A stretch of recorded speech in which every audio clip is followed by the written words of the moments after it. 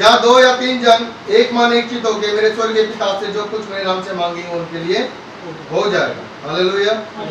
और सचमुच ऐसा ही होता है कि जब हम परमेश्वर पिता खुदावन की शरण में आते हैं मेरे अजीजों, तो तमाम वो बातें, तमाम मुसीबतों का पहाड़, तमाम समस्या चले जाती हैं। पर मैं आपको बताना चाहूँगा, आज जो क्रोध हमारे संसार पर आया है, पूरे विश्व पर आया है, ये इसलिए आया है मेरे अजीजों, जितने लोग सुन रहे हैं आप भी सुने, ये इसलिए आया है क्योंकि कहीं ना कहीं हमने गलतियां की हैं। हम दूसरे पे दोष ना लगाए और अपने आप को देखें, हो सकता है मैंने भी गलती की हो। हालेलुया। ताकि परमेश्वर की दृष्टि में हम लोग इतने अनमोल हैं कि उसने अपने इकलौते पुत्र को दे दिया ताकि हम लोग विश्वास करें और अनंत जीवन को पाएं। पर कहीं ना कहीं हमने अपने परमेश्वर को अपवित्र ठहराने की कोशिश की है। हालेलुया। मेरे साथ निकालेंगे, बाइबल निकालेंगे, जिनके पास बाइबल है, प्रभु का वचन है।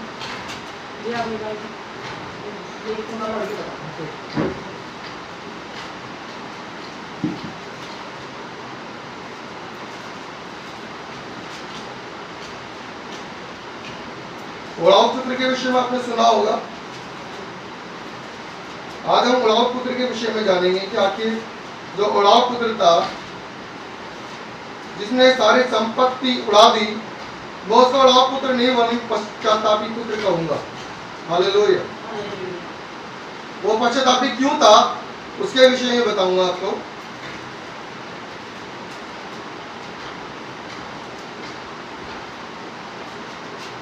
हालेलुया।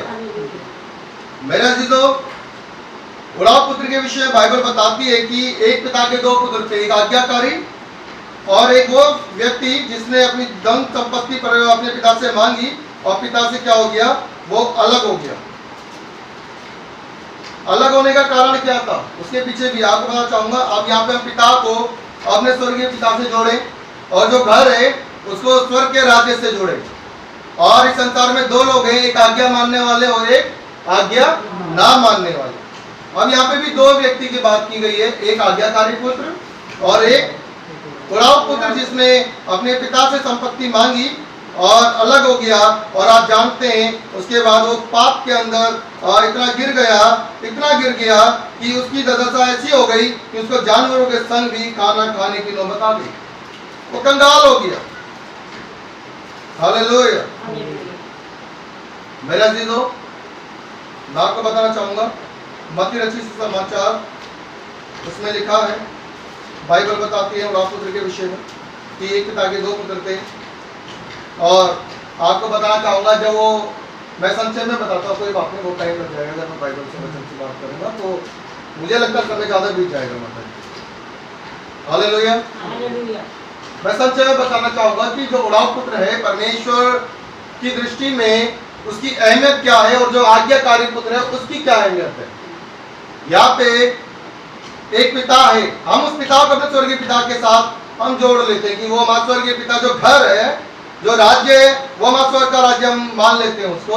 और जो 2 पुत्र है, एक आज्ञाकारी और एक अनाज्ञाकारी, एक आज्ञा मानने वाला और एक आज्ञा ना मानने वाला।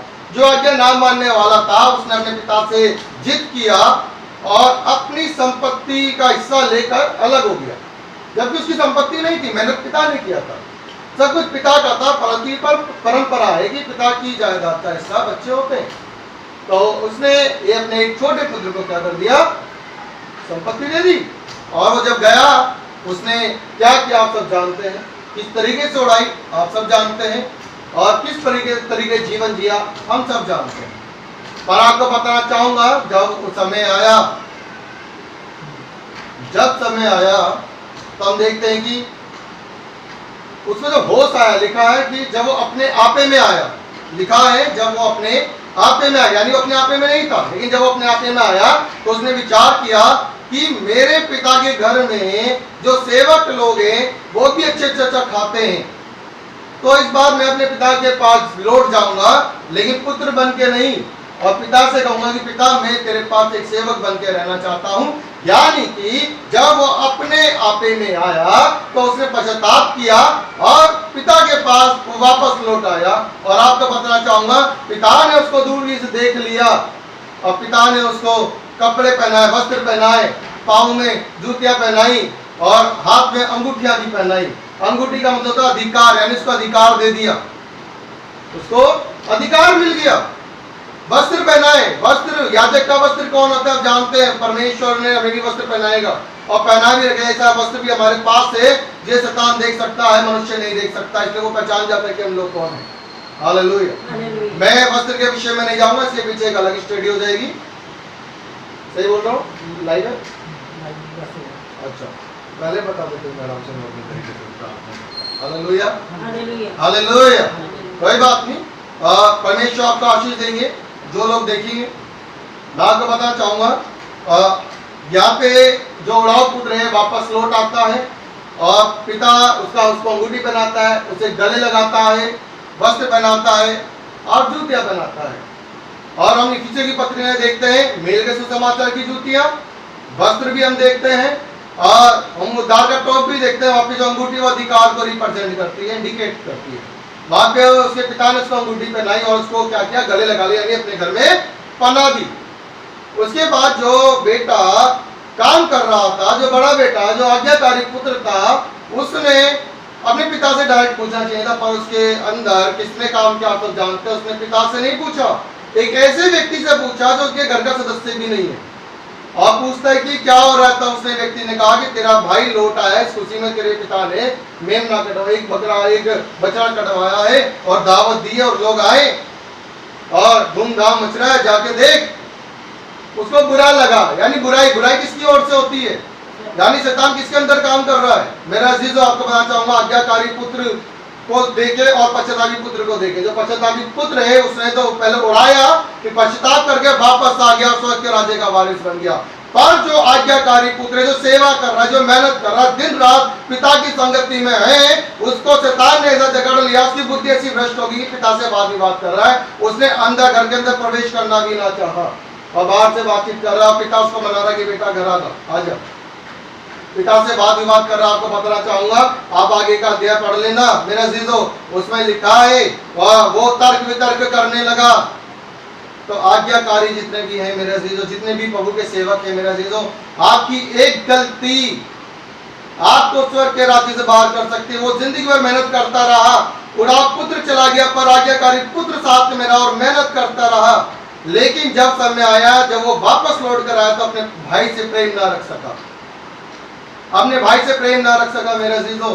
पर आप याद रखें, यदि आपका भाई अगर कोई भूला भटका कर लौट आता है या आपकी बहन भूली भटकी लौट आती है, कोई भी व्यक्ति क्यों ना हो, आप याद रखें ये शरीर भी आपके साथ नहीं जाएगा, हमारे साथ नहीं जाएगा। और हम सब खुदा के खादी में हमें मिलकर प्रभु के सुसमाचार, प्रभु के मिशन को आगे बढ़ाना है। और हम जो पापी थे, अपने पश्चाताप में विश्वास करता हूँ पश्चातापी पुत्र हूँ, मैं मानता हूं मैं पश्चातापी पुत्र हूं और मैं विश्वास करता हूं क्योंकि मैंने पाप किया और परमेश्वर मुझे उन पापों से आजाद कर आपके और इस परिवार में मुझे लेकर आया। मैं प्रभु का धन्यवाद देता हूं और मैं चाहूंगा कि आप भी पश्चातापी पुत्र बने, क्योंकि प्रभु यीशु मसीह ने हमारे लहू बहाया है। अपने गुनाहों को भूल जाए, अपने जो जीवन में आपने जो किया उसको भूल जाए और आज आप क्या करें इसको याद रखें। कल आप क्या करते थे भूल जाए, अब आप मसीह में नई सृष्टि बन चुके हैं। हालेलुया। तो याद रखें, मैं इसी सभा को ही समाप्त करना चाहूंगा मेरे अजीजों कि जो आज्ञाकारी पुत्र था उसके विषय में आप जरूर पढ़ें कि वो किस कारण से स्वर्ग के राज्य से बाहर हो गया और पश्चातापी पुत्र जो बाहर होकर भी अंदर आ गया। हालेलुया। इसके पीछे गहराई मेरे अजीजों में बताना चाहूंगा। हालेलुया। सबको जय मसीह की। तो आपको बहुत आशीष है। एक छोटी सी प्रार्थना करें।